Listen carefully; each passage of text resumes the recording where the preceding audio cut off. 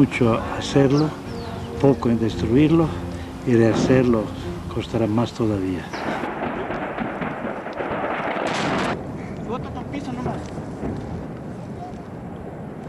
Sí, vele, vele. ¿Saben qué pasó? Sí. ¿Qué pasó? ¿Por qué? ¿Qué pasó? ¿Qué pasó? Él dice que ha explotado la brigada, dice una bomba.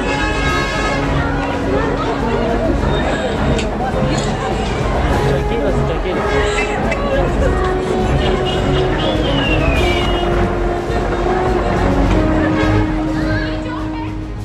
La tarde del miércoles 20 de noviembre, Riobamba vivió una de sus peores experiencias. La desesperación, el pánico, el descontrol y la psicosis se adueñaron de los 124.000 habitantes de la ciudad.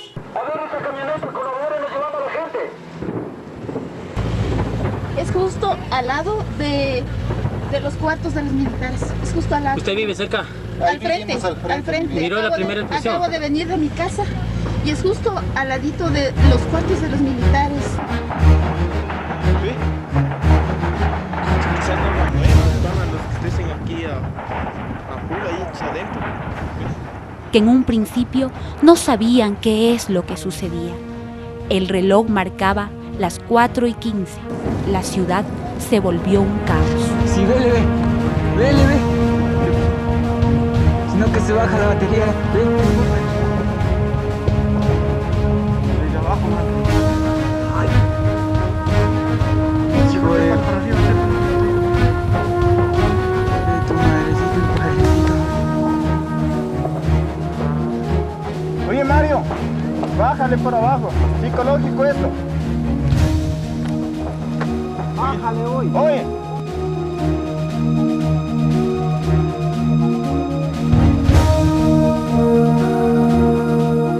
Esta tragedia quisiéramos nunca que se vuelva a repetir y no poder, en toda la vida, que es algo espantoso. Parecía que era no sabíamos si era terremoto, era una guerra. Pero las experiencias de esta naturaleza son muy graves.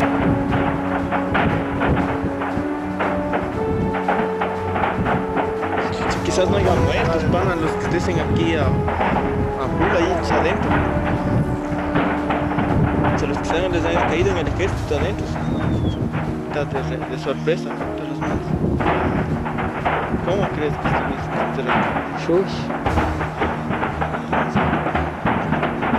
¿Ves? Ya vimos algo. Ese honguito que se hace. Ahí anda rápidamente.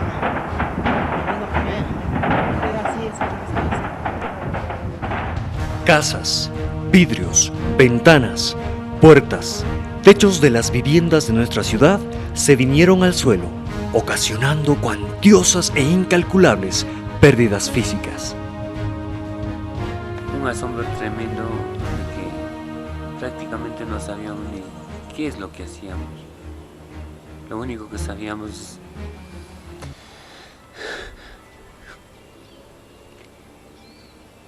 correr, salvarnos la vida.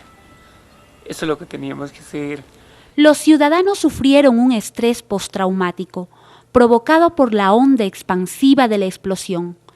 El susto empezó al norte de Riobamba, en el hangar de artillería que ocupa 1 kilómetro cuadrado de las 100 hectáreas de la Brigada de Caballería Blindada Galápagos.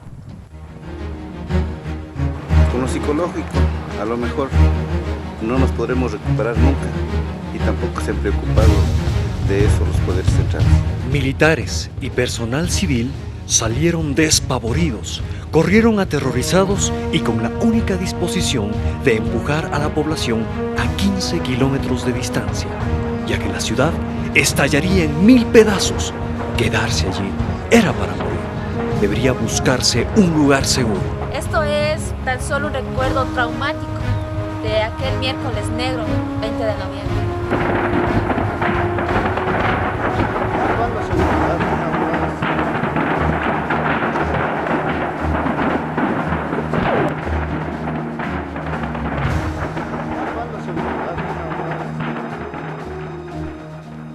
Era imposible predecir lo que iba a suceder. Una supuesta falla humana durante las labores del mantenimiento del armamento, puso fuera de control al destacamento militar. Fue algo muy grave y fue muy impactante. Yo no estuve aquí en esa época, sin embargo, pues fue un hecho muy doloroso para nosotros, ya que aquí se perdió muchas vidas humanas, se perdió mucho material, se perdió la confianza de la ciudadanía. Este hecho nos ha causado muchos problemas y más que nada ha sido un hecho doloroso que nosotros siempre lo vamos a tener pendiente y lo vamos a tener presente para no cometer esa clase de errores. En medio de la confusión, la muerte rondaba la población. 10 ciudadanos no lo pudieron evitar. Se convirtieron en las víctimas del siniestro. Ya cuando una persona tiene que morir en algún lado, tiene que morir, pero como siempre me enseñó mi papá, siempre tengo que ayudar a los demás, aunque los demás no se acuerdan de uno.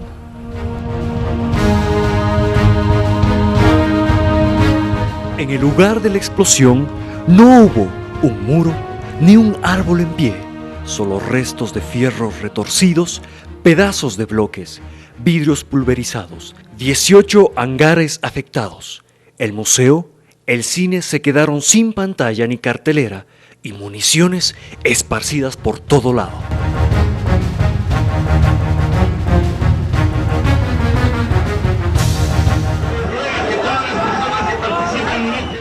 La angustia se apoderó en los riobambeños ante la falta de asistencia del gobierno y el liderazgo de nuestras autoridades.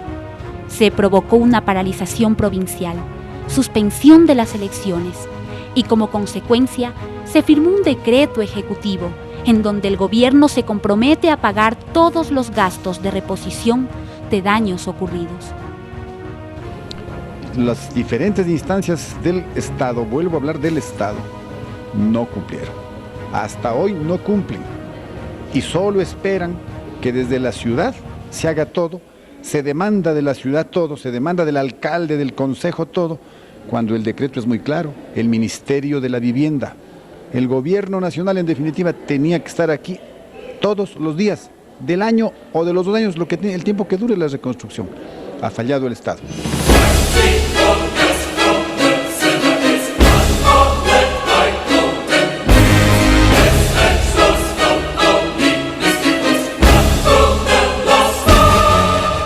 Fue un miércoles de terror. La pregunta es, ¿podrán superarlo? El susto fue terrible. Las cosas materiales como que se han compuesto en 95%. Pero el problema que no está arreglado es el problema, esa psicosis. Anoche nomás estábamos en una pequeña reunión y escuché un estruendo y me pegué un susto de la vida, salí corriendo, ya estamos a 1 año, parece que va a ocurrir de nuevo. Vi mucho desastre, vi muchísima gente uniformada que subió por el bosque, desesperada, gritando. Civiles, militares, pasamos por un momento súper difícil, muy difícil. Los niños también están traumados hasta este momento, parece que todavía no les ha pasado, porque yo veo en mi hija mismo que ella todavía tiene un trauma desde ese día de la explosión.